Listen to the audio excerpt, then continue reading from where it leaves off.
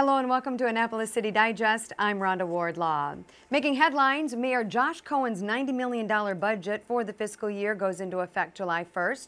The City Council approved the fiscal year 2012 operating budget 7-2, with Alderman Fred Peone and Matthew Silverman both opposing. While the Council also approved the $9.1 million capital budget 9-0. The approved fiscal year 2012 budget reflects an accord reached last month by City Council majority that mandates $2.8 million in spending cuts achieved mainly through hiring freeze and attrition, and nearly $1.9 million in property tax revenue increases. The city's property tax rate will increase 3 cents to 56 cents per $100 of assessed property value. The tax bill on the average assessed property value in Annapolis would increase about $112.63.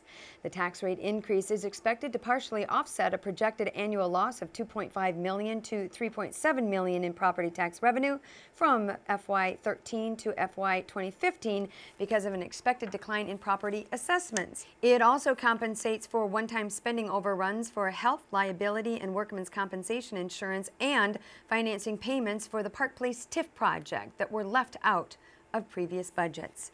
And part of that budget includes an increase to the city's water and sewer rates. The rate increase includes an amendment changing the rate structure for both water and sewer services. Now, the revised rates would result in the average family home paying about $80 more than the previous billing cycle. The city will begin a number of conservation workshops along with public education campaigns to arm area residents with water conservation tools and help promote the cost savings associated with conservation methods in the Chesapeake Bay region. For a schedule of those meetings, you can go to Annapolis.gov and click on Conservation Workshops. The new rates will allow the city to fund and maintain the critical infrastructure for future generations while making the city's water and sewer enterprise funds self-sustaining. This rate structure will also eliminate the city's dependence on the general fund. Well, also going into effect on Friday, July 1st are the new transit fares.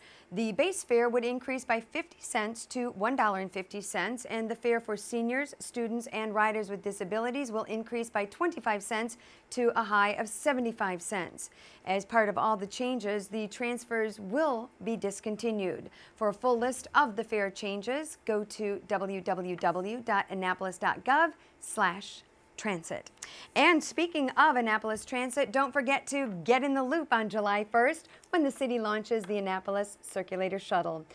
3 downtown shuttles will move individuals from our city's 3 participating garages, which include Gotts, Knighton, and Park Place, around the downtown area where the public shops, eats, and works.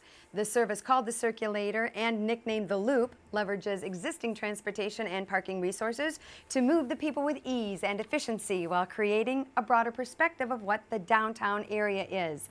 The Circulator will loop through the downtown from Park Place, Knighton, and Gotts garages along West Street, down Duke of Gloucester Street to City Dock. Then it loops back up Main Street, passing the state office buildings, the Arundel Center, and back around Church Circle, and finally meeting up back on West Street, ending at the city's 3 garages. Drivers who park at the 3 garages, Park Place for $5 a day, Knighton for $5 a day, or Gotts for $12 a day, can use their parking ticket stub as their all-day free pass on the Circulator. You can ride as many times as you want, and anyone else can jump on the Circulator for 50 cents a ride. Children under 6 ride for free. Now, the Circulator will operate 7 days a week, and you can ride it Sunday through Thursday from 7:30 in the morning until midnight, and on Friday and Saturday from 7:30 a.m. until 2:30 the following morning. For more information, call 410-263-7964 or go to annapolis.gov/transit. The Circulator is part of the Department of Transportation and the Annapolis Transit, where their motto is, "It's time to ride." Well, Mayor Josh Cohen announced that the city has retained Fran Point Partners, LLC, an Annapolis retail consulting firm, as the interim market house manager. Additionally, the city has signed an agreement with Fresh Air Concepts, a Howard County-based HVAC contractor, to help install the air conditioning upgrades at the Stork Market at City Dock. Fresh Air Concepts started work on installing the air conditioning unit around mid-June. Now, this phase of the project will cost about $278,000. Over the next few weeks, fireproofing work will also be completed by Absolute Fire Protection, a Severna Park company. Phase 2 of the heating and air conditioning project will be completed in early 2012 when geothermal wells will be installed. The overall budget for the Market House renovation is about $500,000. Now, the city has a $96,000 federal grant to defray the cost of the geothermal system, as well as $250,000 in matching bond funds from the state of Maryland for overall improvements. And the relaunch of the Annapolis Main Street program is finally underway. A recent public presentation helped to recruit volunteers and set into motion its mission for the next 90 days. The city is proposing to expand the boundaries of the Main Street program to include the historic district, which encompasses Main Street, State Circle, and Maryland Avenue, as well as the city dock area and Eastport, West Annapolis, and Inner West Street all the way out to Westgate Circle. Main Street, Maryland, which was created in 1998, is a comprehensive downtown revitalization program that's recognized nationally as a model for smart growth. This relaunch effort is supported by the Main Street, Maryland program of the Department of Housing and Community Development, which is the state's Main Street certifying agency. Now, if you missed that meeting, you can still participate in this revitalization effort simply by calling Lisa Craig at 410-263-7961.